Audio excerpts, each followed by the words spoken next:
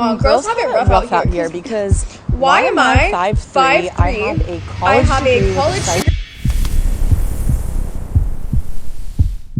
Surprise, they're lying to you again. Girls have it rough out here because why am I 5'3"? I have a college degree with psych and a business minor. I've been doing real estate for 6 years. I bought my own house at 23. I'm creative. I'm ingenuitive. I like to play golf. I don't go out. Literally sit at home and read. And sew. And I still don't have a boyfriend. Make it make sense. And I still don't have a boyfriend. It makes sense. Make it make sense. Computer, make it make sense. Now, let's be real. It would be nice if we understood we have a responsibility to post things that are at least truthful or at least close to truthful. But we know what type of internet that we have. We know what type of internet that we cultivated as humans. We said, I'm going to put whatever feels good, whatever sounds good, whatever gets me more clicks and likes. And nothing right now is getting more clicks and likes than telling about men, saying that the difficulty in dating today has to be on the men. That even though you are incredible, even though you are so refined, you're so successful, you're all the things that men should want, it has not turned around and given you that type of success. Therefore, something has to be wrong with the men.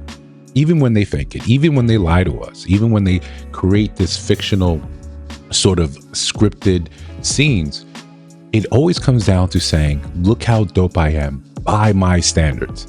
By my standards, this is what I consider amazing. This is what I consider to be a great partner. And for whatever reason, even in the lie, they can't understand that they're simply reflecting the type of mate that they would want for a woman. They're looking and saying, well, these are woman standards. We think these are great things. We expect men to be these things. And then so naturally, they would think like us. This is the crux of most of the problems. Before we continue, like, comment, subscribe, hit that notification bell so you don't miss no uploads. Tomorrow is Subscriber Sunday, so I hope to see you guys there. 7 p.m. Central Time. Jump in the chat. Let us know anything about you, right? This is a time for us to actually connect and get back to, give back and create this community space. But besides that, we're going to get right back into this. When you see content online that is all about, it's misandrist. It's telling you that men have failed in this or that. You have to keep in mind, you have to remember that most of these people have not had those real experiences.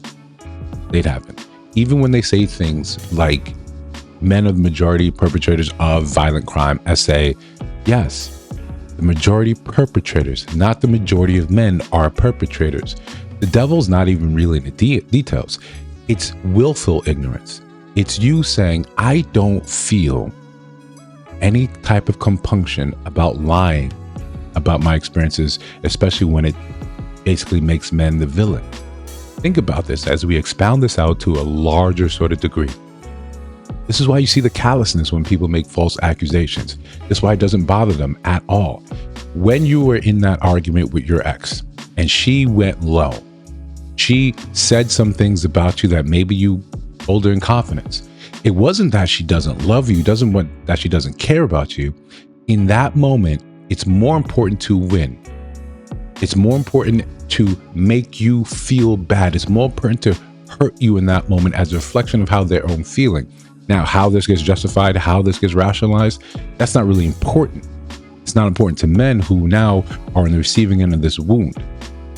This is why men say, okay, I get you. I hear you. You want us to open up, but I don't feel like there's a space for this here. So rather than giving you the opportunity to hurt me in some sort of way through fiction or real scenarios, how about no? How about no?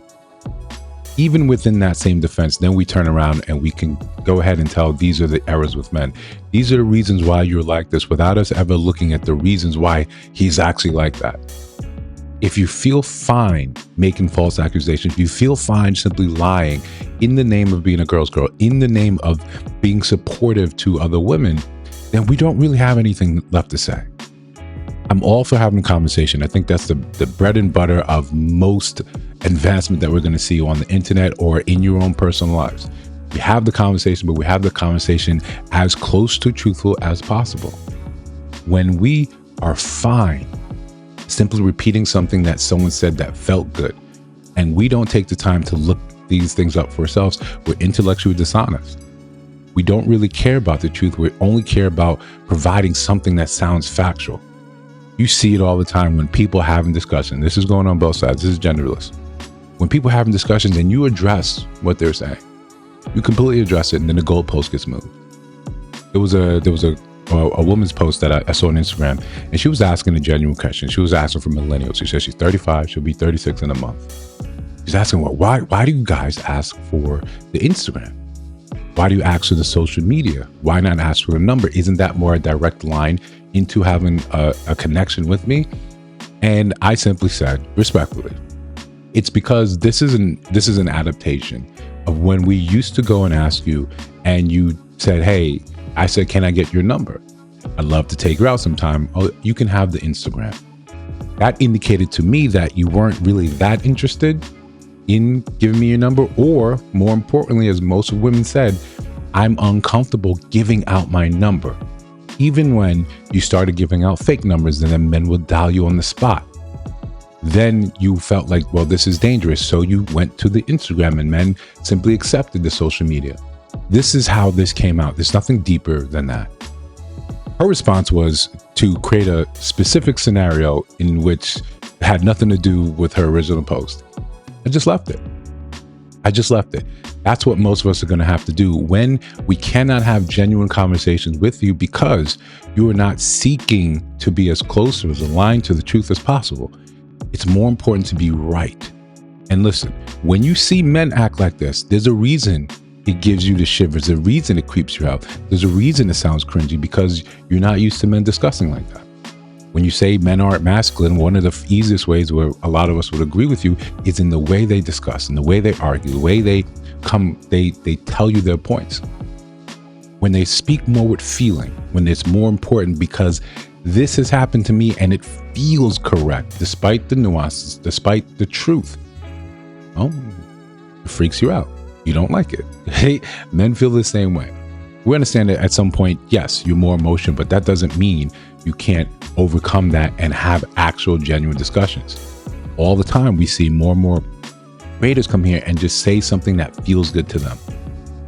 Men that 40 plus that don't have kids, there's something wrong with them. It's a red flag.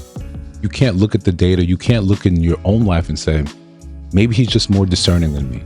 Maybe he's just more discerning than the men I've actually met in my life. I want to feel better by removing the floor from everyone around me.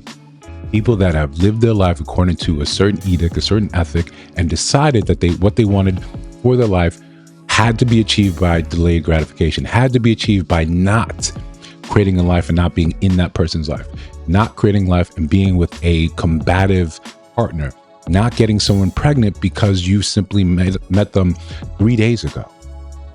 They were careful, they looked, and they said, I value my life and my future. So it's not that these people don't want to have kids. It's not these men want to go about and be childless. Some don't, some do.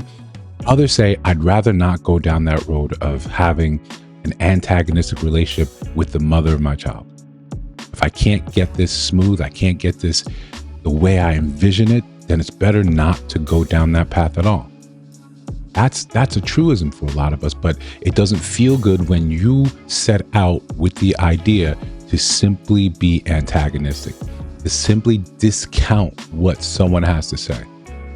That's where we find ourselves today, where you feel very comfortable simply making up posts that simply mirror some script or mirror another creator. That post did well, I'll do it well. How many other of your big time creators, your influencers, are telling you that same sort of script and you internalize it? Meanwhile, they know it's all a lie. It's the same celebrity that pushes a gambling app, that pushes a sneaker, that pushes a type of car that you'll never see them in. Oh, LeBron is repping these Kias. I might also go buy a Kia.